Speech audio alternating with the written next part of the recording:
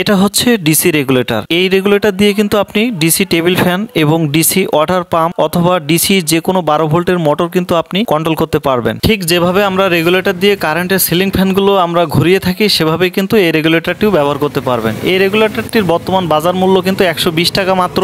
120 টাকার ভিতরে কিন্তু আপনি এত সুন্দর রেগুলেটরটি পেয়ে যাচ্ছেন। এটি কানেকশনের জন্য এখানে দেয়া রয়েছে, দেখেন পাওয়ার মাইনাস এবং পাওয়ার প্লাস চিহ্নিত করা রয়েছে এবং নিচেই কিন্তু মোটর প্লাস এবং মোটর মাইনাস কিন্তু রয়েছে। এক সাইডে ইন রয়েছে এবং এক সাইডে কিন্তু আউট রয়েছে। আপনারা কিন্তু বাসায় বসে খুব সহজে কিন্তু এটা সেটিং করতে পারবেন। তো আমি আপনাদেরকে দেখিয়ে দিচ্ছি আপনারা কিভাবে এটা সেটিং করে নেবেন। আমি প্রথমে নাটগুলো ঢিলা করে নিয়েছি এবং এখানে যে সোলারের 12 ভোল্টের যে লাইনটি রয়েছে এখানে আমার হাতে দেখতে পাচ্ছেন সোলারের 12 ভোল্টের কিন্তু প্লাসের যে চিহ্নটি, আমি কিন্তু প্লাসটা কিন্তু প্লাসের ভিতরে ঢুকিয়ে দিচ্ছি এবং এক সাইডে ইন লেখা রয়েছে এবং ব্যাটারি ইনের যে প্লাস চিহ্নটি রয়েছে আমি সেখানে কিন্তু এটি ঢুকিয়ে দিয়ে আমি কিন্তু এটা টাইট করে নিলাম।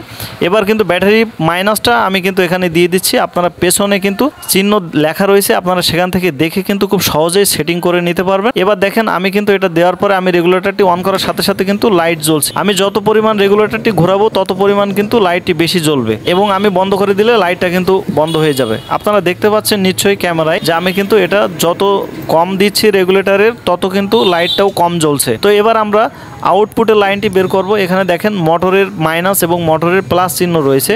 আপনি ডিসি যে কোনো টেবিল ফ্যান, মোটর, যে কোনো ফ্যান জাতীয় বা মোটর জাতীয় যে কোনো প্রয়োজনীয় ডিভাইস কিন্তু আপনি এটাতে চালাতে পারবেন অথবা জোর কম বেশি করে কন্ট্রোল করতে পারবেন এই ছোট এই ডিভাইসটা দিয়ে। তো দেখেন আমরা এবার কিন্তু এখানে একটি ডিসি 12 ভোল্টের একটি মোটর নিয়েছি। মোটরের মাইনাসটা আমরা ইন করেছি এবং প্লাসটাও আমরা ইন করে দিচ্ছি।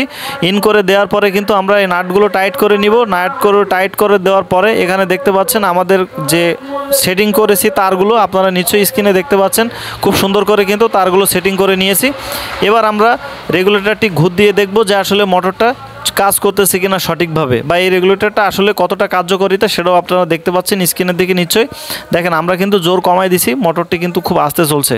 অনেক সময় দেখা যায় যে আপনার প্রয়োজনীয় টেবিল ফ্যানের বাতাস কিন্তু খুব বেশি জোরে প্রয়োজন হয় না। আপনার টেবিল ফ্যানে হয়তো 2টা বা 3টা বাটন দেওয়া থাকে, এই 3টা বাটনে কিন্তু আপনার প্রয়োজন মেটে না। তখন কিন্তু আপনি এই ধরনের একটা রেগুলেটর কিনে কিন্তু আপনি সহজে আপনার ফ্যানের সাথে সেট করে ব্যবহার করতে পারবেন। তো কিভাবে আপনি ফ্যানের সাথে এই রেগুলেটরটি ব্যবহার করবেন আমি আগামী পর্বে এটা নিয়ে একটি ভিডিও তৈরি করব। তো দেখতে পাচ্ছেন আমাদের মোটরটা কিন্তু খুব সুন্দরভাবে ঘুরছে। এখানে কিন্তু আমরা রেগুলেটরে যখন ফুল সাউন্ড দিচ্ছি, ফুল যখন জোর দিয়ে দিচ্ছি তখন দেখতে পাচ্ছেন যে আলোটাও কিন্তু ফুল জ্বলছে এবং মোটরটিও কিন্তু খুব সুন্দরভাবে চলছে। এখানে কিন্তু মোটরের বা রেগুলেটরের কোনো প্রকার সহজে ক্ষতি হবে না।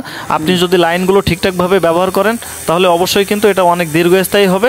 আপনারা এই ধরনের যে মেটাল পাম্প রয়েছে, ওয়াটার পাম্প বলে এগুলো, ডিসি ওয়াটার পাম্প, এই ধরনের পাম্প কিন্তু আপনারা এই রেগুলেটর দিয়ে কন্ট্রোল করতে পারবেন খুব সহজেই। আপনারা চাইলে কিন্তু এই রেগুলেটরটি কিনতে পারেন যে কোনো অনলাইন শপ থেকে। এটার দাম মাত্র 120 টাকার মতো। এই ধরনের যে ওয়াটার পাম্পগুলো রয়েছে বা এই ধরনের যে মোটরগুলো রয়েছে অথবা আপনার যে টেবিল ফ্যান সেগুলো কিন্তু আপনি খুব সহজে ব্যবহার করতে পারবেন। সম্মানিত ভিউয়ার্স, আপনি যদি আমার চ্যানেলের নতুন দর্শক হয়ে থাকেন তাহলে অবশ্যই আমার চ্যানেলটি সাবস্ক্রাইব করে দিবেন।